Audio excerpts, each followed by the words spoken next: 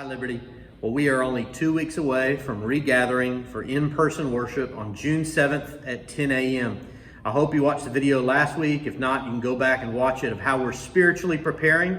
You can also download the devotionals if you've not already been going through those. I want to encourage you to read through those, that the Lord might prepare all of our hearts to regather, not only for worship, but for ministry in our community. We want to be church in action. I'm grateful for the communication that we've been able to have over these last couple of months, but there's nothing like being together in person. I know not everybody is going to feel comfortable gathering yet on June 7th, and we want you to take your time as you feel ready. Pray about that and discern the right time for you. And the sermons will continue to be published online at 10 a.m. as well for you to participate if you don't yet feel comfortable to be back in worship. But I also wanted to assure you that we are going to great lengths to make sure that the sanctuary, that our facility is as hygienic and safe as possible. Okay, now we know that we can't protect against everything. We trust the Lord at the end of the day, but we want to be as prepared as possible. So we've spaced the seats. We've added some more row space. We're going to limit our programming for right now. We're going to keep our worship service a little bit more brief. Yes, and I promise I'm going to try to cut the sermon a little bit short. We'll see how that goes. But I also want to tell you about 10 guidelines that we've put in place for you, for all of us to practice and to be aware of, so that we can have a safe, hygienic, and celebratory environment as we come together to worship. Let's go through those 10 guidelines.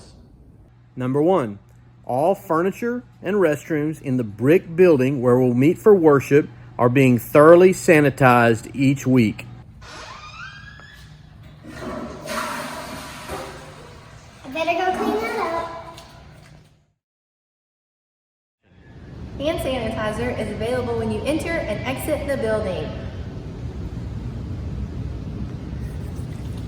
Number 3, all handheld items like hymnals and pens have been temporarily removed. A digital bulletin will be available for download from libertyontheweb.com to let you know what's coming up. My hope is built on nothing less than Jesus. Give me that.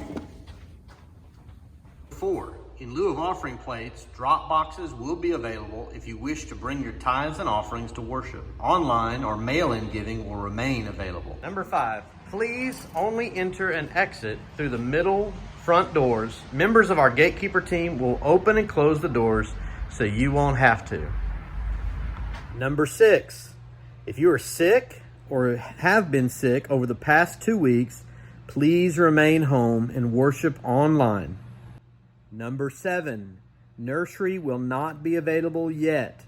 Children, including teenagers, should sit with their parents. Masks are not required, but please be courteous to those who choose differently than you. Masks will be available for those who want one and don't have one. Use common sense in practicing physical distancing and ask permission before attempting a handshake or hug. Hey, sit. Hey, Deacon, sit. Shake. There. Number 10, always follow 1 Corinthians 16:14. Let all that you do be done in love. Now you know the guidelines. Now you know all the efforts we're going to try to make to be good neighbors to one another, to care for one another. But again, as I said, we are going to put our trust in the Lord. We're not going to let the enemy control our minds with fear. We're going to hope in God. We'll be prepared. We'll be courteous. We'll be sensitive to the needs around us. But we're going to hope in the Lord, and we're going to glorify God together as a church family. See you on June 7th.